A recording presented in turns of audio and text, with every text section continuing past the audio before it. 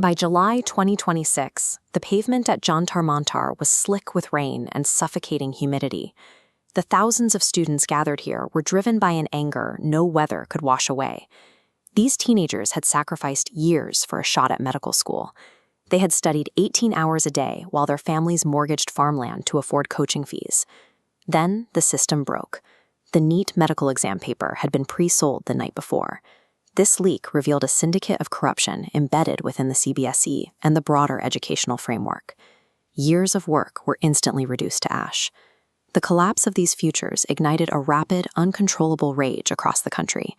With the institutions designed to protect them failing to provide answers, a leadership vacuum formed.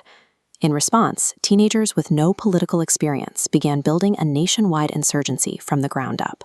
On June 6th, Abhijit Dipke returned to India from the United States and immediately unified fragmented student groups like ASA and SFI. They organized under a new banner, the Cockroach Janata Party. They chose the insect to represent a generation tough enough to survive systemic corruption. They bypassed traditional news cycles.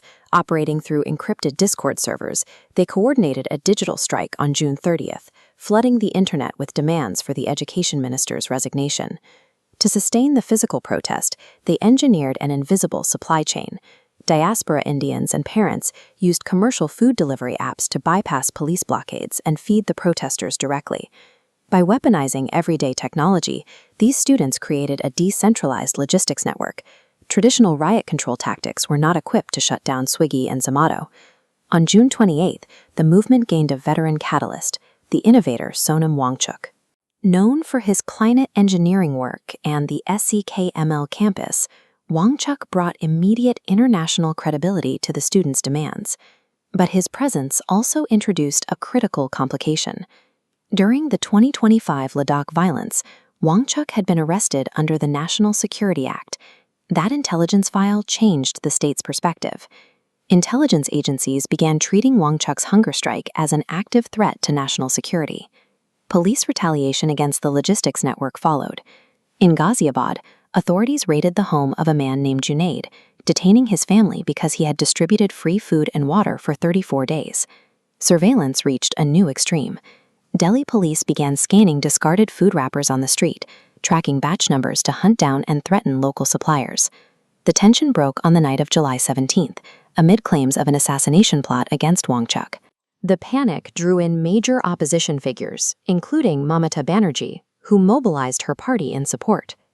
By treating delivery drivers and innovators as threats, the state apparatus confirmed the students' core argument that the system was no longer functioning for the people it served. The standoff reached a physical breaking point on July 20th. When students attempted a march toward Parliament, they found their path blocked near Shastri Bhawan by fortified police lines. Authorities escalated the confrontation, deploying tear gas directly into the crowd to scatter the advancing youth. Protesters emerged with severe wounds, alleging the police had opened fire with pellet guns. Delhi police officials issued a denial, but police logs and an investigation by the Hindu revealed a different story. Rapid Action Force personnel deployed at the scene had fired anti-riot plastic pellets into the crowd. The crackdown triggered a national reaction. In Siwan, Bihar, solidarity protests devolved into riots, prompting local police to open fire with AK-47 assault rifles. The transition from batons to plastic pellets and live ammunition left the administration vulnerable. By utilizing military-grade force against students, the government provided the movement with the visual evidence needed to expand the protests beyond Delhi. Meanwhile, Sonam Wangchuk's physical condition was failing. After fasting for more than 20 days, police used a high court order to move him to Safdarjung Hospital. As his weight plummeted, his wife secured his transfer to Medanta, a specialized medical facility in Gurugram.